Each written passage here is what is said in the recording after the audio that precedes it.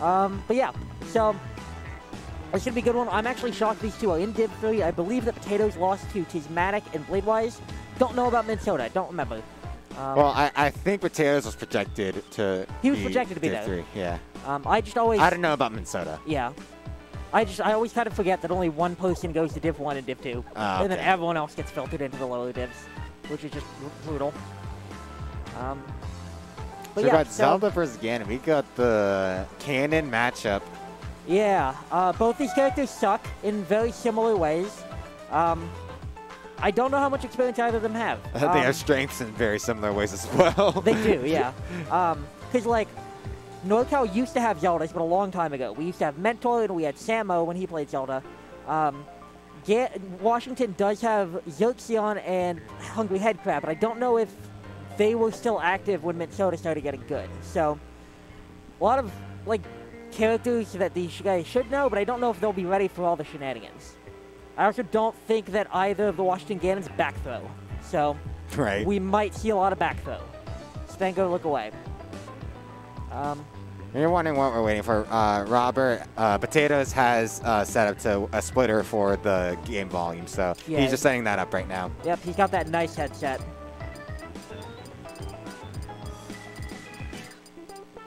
By the way, while we're doing downtime, I am going to shout out on Monday evening. Make sure you go to twitch.tv/mango for the first God of the Mod. Information is on Twitter, Reddit, basically everywhere, but make sure you're watching and go support. It's gonna be a great time. Like, see, that's good because we haven't seen Sosa versus the Doctor since Jailbreak. Yeah, and they did both Game 5. Both Game 5, and the Doctor won both of those. Yeah, and Sosa's been grinding since then. Big time. Not that he's ever not, but yeah, he's been playing a lot. Yeah, Sosa plays more than you guys think. Like, he plays a stupid amount. Like, at least, like, 2-3 hours just solo practice a day. Yeah, someone was saying in Robo Chat the other day, like, oh, you know, I hope Sosa doesn't get washed because he has, like, has adventure and stuff. And I was like, no, trust me. Sosa plays more than I do. By a lot. And that was just the solo practice I was talking about. He also net plays people on almost a daily basis, too. Yeah. Okay, so we're going to be doing bottom, middle 3, the classic. These characters, like we were referencing, very similar strengths. Gonna like the same general stages, so it's really just gonna come down to who has a better understanding of the matchup and how to abuse it. I'm not sure who I'd give the advantage in this matchup. It definitely should be Zelda, but it's one of those, I mean, it's Ganon against a floaty, where it's like he should lose on paper, but Zelda's one of the worst floaties, and he needs to get hit, like, twice. Yeah. Like, if he gets up smashed at 6 feet, he's dead. But I can also see, like, the main interaction I'm imagining is Ganon's fair against, like, a lot of Zelda's attacks. Because a lot of Zelda's attacks are going to be threatening the middle of the range and low range, while Ganon's arcs from above down, so, like, he can, like, manipulate his hurt box to avoid that hitbox, Zelda's hitbox, to hit Zelda instead. Yeah, and he can stuff her out very well with, like, both grounded moves and forward air. Which is going to be nice just because I think we're going to see a lot of approaches from Minnesota. I don't think we're going to see a ton of zoning. They're generally fairly aggressive. And Potatoes definitely does love to wall out with forward air. So we'll see a lot of that is my guess. All right, our players are ready to go. The first reset has initiated. I like him starting with the high dins there because I feel like that's really not expected. Yeah, most of the time Zelda's like to start the dins low, and then like you can either like clank it with something, but it's really hard to clank it when it's up there. Yeah, and you saw like Potatoes paused for a second, like he was like, wait, I don't, like this isn't what I was ready for. That being said, Potatoes has been on a rampage this first stock. Drop the side B. Okay, just back is the get up. And this is looking like really, okay, a little bit antsy there from Potatoes, but, oh, good down air. I definitely thought a fair was coming, but yeah. There comes out instead. Yeah, a good sweet spot. He does the side B from ledge. I am interested to see over time how Minnesota starts to cover that, because that is a classic from Potatoes. But the time being, yep, there he's covering it. Okay. I do think that is something Potatoes is going to need to watch out for. If he keeps doing those in risky positions, he's going to start getting punished eventually. I didn't even see how Minnesota grabbed the ledge. Like, I thought like he just fell down and up B, but I didn't even see the up B animation. It was just the beginning snap of up B, I'm pretty sure. I didn't realize it could snap that soon. That's crazy. It's a good rush, yeah. Okay, oh, we have the grab. This should be up throw F tilt. F tilt, that was almost really good. I really like the double F tilt attempt. Mint Soda has really creative combos, which I really like watching them. I feel like they do kind of different things as opposed to just the kind of bread and butters. And it works a lot of times, because Zelda can hit like a truck if you read them. Okay, oh, good waveland off, but not quite far enough. Mint Soda's going to get a second chance here. And these two are functionally dead even. This is kill percent. Yeah, here's no, the mess up wave dash. But okay, but getting down there is not going to come to Zelda. Yeah. Okay, and this is a rough spot for Potatoes because that Dinge is right there. Amazing waveland down smash. Yeah, I love it because I feel like a lot of Zeldas would have just tried to do a fair there and it would have whipped. Yeah. But he had the patience to waveland on and do the down smash to finish off the kill. Okay, and let's see what Mint Soda can make of this. That grab is going to be a start. Great waveland. He's making such good use of this platform already. Right now, he's just looking for any damage he can get. Oh, that's... Okay, that F tilt not quite going to do it. Barely living. And he does do a good job holding the ledge, but that up air is just going to send him to the other side. Unfortunate, and you can see Mint Soda kind of shake their head. Not really intending to do that. Yup. You cannot punish that. Stop trying. It auto-cancels, so stop doing it. It is literally lagless. They can begin a move. Okay. Choke Potatoes brings it back to even. Let's go. And then these two are going to wait it out the full time. I'm surprised Mint Soda not taking the double invulnerability to like put out a Dinge, but ready to just wait there and immediately punish if the invincibility ran out. And these two are scrapping now. Oh my god. Okay, got the up airs. Soda has that platform to escape to. Oh my god. Okay, gets the dash attack. And he's doing the taunt cancel turnarounds there to grab ledge. Not something you see from a lot of players, especially Zelda, kind of not a technical character a lot of people think. Okay, down throw up there, not going to get him much. Oh, that's a great slide off. Great slide off. But God, it's going to be so hard for Mint Soda to get back on stage. Yeah, okay, that's his one chance, and this won't combo. Potatoes is going to need to find a DI mix-up with a back throw, or just a raw kill move right now. But Ganon is not lacking in that raw kill power, so very much in his favor right now until that happens. Mint Soda drifted so far forward for that. Yeah, I was kept waiting for like the Nehru to like turn him back around or something. That he just drifted straight at him. And barely going to take that game one despite the side B trade to re-equalize stocks after Mint Soda took an early lead. So doing so much work to take that game one. Yeah, Robert is getting like, he's a little unsure on his edge guards because a lot of times, like people don't know, like Zelda's recovery is pretty much Sheik but longer. Yeah. So Zelda has the same end lag on stage as Sheik would as well. Yeah. So you can usually just waveland, force her on stage and waveland and go grab her. Yeah. Robert messed up the first few times doing that, and now he's just going for like up air. He's scared. Like he's just going for up air, just getting like a little damage, but like not like maintaining his position to keep advantage on stage. Yeah, and it's tough because you know you're trying to do the correct thing, which is like ledge dash on and grab or something. Is tough, and he might mess it up and get nothing, but he might get a lot more. That option attack did not help them, but okay, they're back on the ground now. Not back in center though. Okay, good. Deep slide off top air, great, but still good stock there for Potatoes. Unfortunate. Okay. This might work better because Sheik is a much better matchup against Ganon than Zelda is.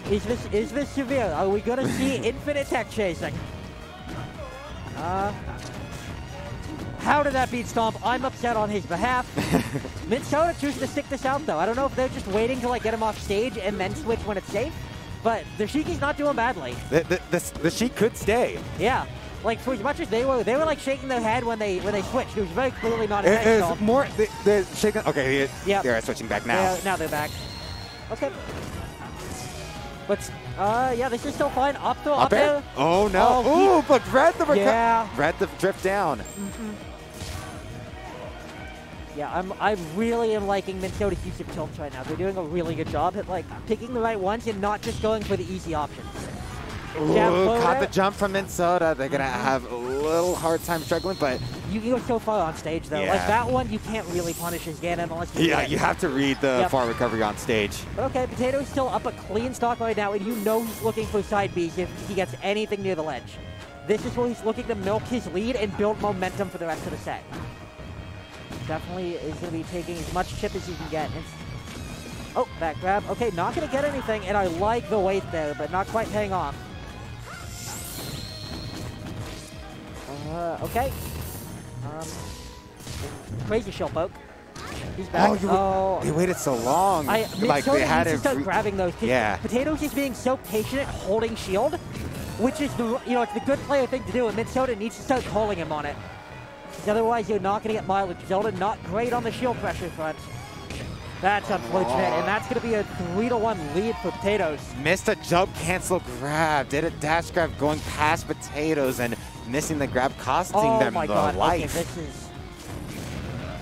I don't know if you guys can hear it in chat, but every time Potatoes is getting hit, NorCal is screaming the sound effects from when Ganon hits you, and it is loud.